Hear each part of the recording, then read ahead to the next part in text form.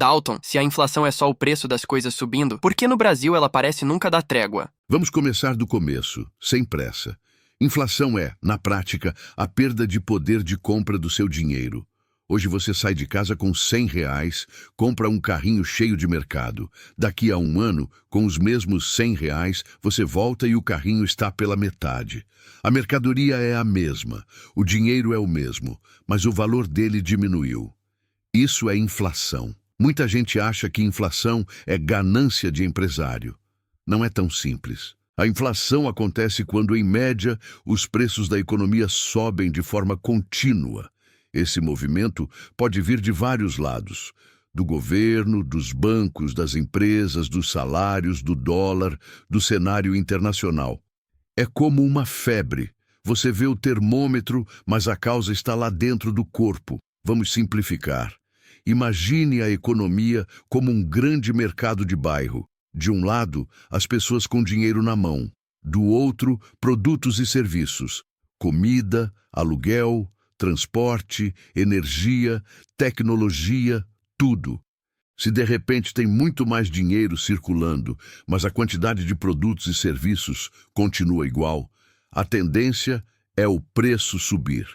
Por quê? Porque tem mais gente disputando as mesmas coisas. Quem vende percebe que pode cobrar mais. É a lei da oferta e da demanda. Agora, por que no Brasil isso vira um problema crônico? Primeiro ponto, a nossa história. O Brasil passou décadas com inflação descontrolada, hiperinflação, remarcação diária de preços, etiquetas sendo trocadas o tempo todo. Isso criou um hábito ruim, uma espécie de memória inflacionária na cabeça de empresas, trabalhadores e governo. Por muito tempo todo mundo já esperava que tudo ia subir. Então, reajustava preço e salário antes mesmo de subir. Isso alimenta a própria inflação. O Plano Real, lá nos anos 90, domou a hiperinflação, mas não apagou a cultura de reajuste. Até hoje, muitos contratos são indexados. Aluguel atrelado a índice de inflação, plano de saúde reajustado por índice, escola, condomínio, serviços. Na prática, quando a inflação sobe num lugar, ela é rapidamente repassada para outros preços que estão amarrados nesses índices. Isso faz com que a inflação no Brasil seja mais teimosa, mais espalhada, mais difícil de derrubar.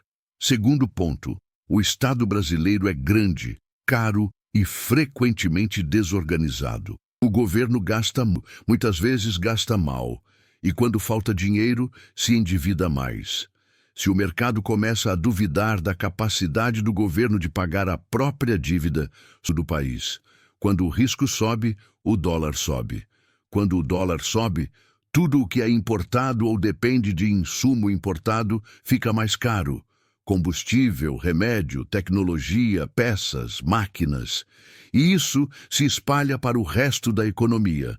Ou seja, nas contas públicas vira descontrole de preços. Não é imediato, mas é uma corrente.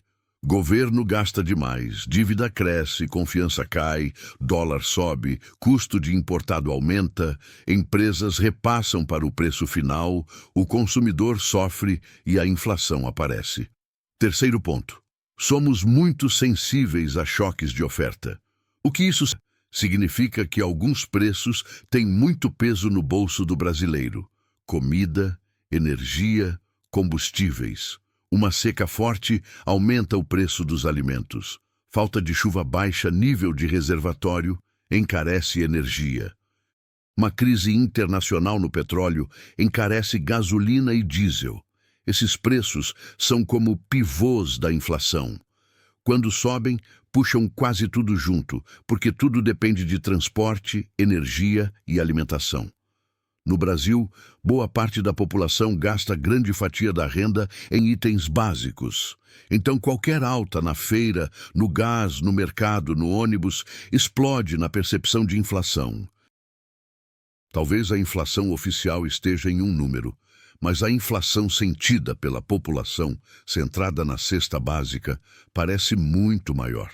Isso cria indignação, pressão por aumento de salário, negociação trabalhista mais dura.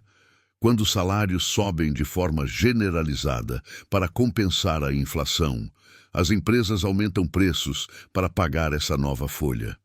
É o que chamamos de espiral preço-salário. Quarto ponto: o nosso sistema de juros altos. Para segurar a inflação, o Banco Central sobe a taxa básica de juros.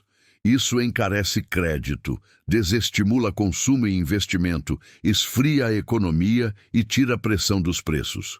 Funciona, mas tem custo. Crescimento fraco, desemprego, empresas apertadas. Quando a economia está cronicamente sujeita à desconfiança, risco político e fiscal, o juro tende a ficar alto por mais tempo. E juros altos, paradoxalmente, ajudam a manter o Estado endividado e o peso dos impostos elevado, o que atrapalha o crescimento e limita a produtividade. No meio desse ciclo, algo importante acontece: falta confiança de longo prazo. Sem confiança, o empresário não investe, não amplia a fábrica, não compra máquina, não treina gente. Sem investimento, a economia não ganha produtividade. Sem produtividade, a gente produz pouco e caro. Produzir pouco e caro num país grande como o Brasil é receita para a inflação. Qualquer suspiro da demanda encosta no limite da oferta e o preço sobe. Em tempos, governos tentam atalhos.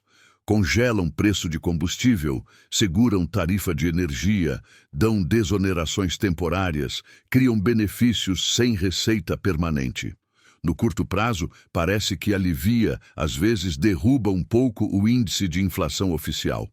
Mas, passado o efeito, a conta aparece. E quando a conta chega, costuma vir em forma de inflação mais alta lá na frente ou de juros mais elevados para consertar o estrago. No meio dessa história toda, há também o papel das expectativas. A inflação não é só o que aconteceu. É o que as pessoas acham que vai acontecer. Se as famílias acham que tudo vai subir, antecipam compram mais agora para evitar pagar mais caro depois.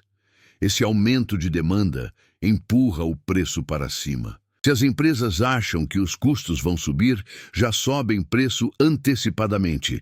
Expectativa ruim vira realidade ruim. Aqui entra um ponto importante para você que está ouvindo. Entender esse mecanismo muda como você organiza sua vida financeira.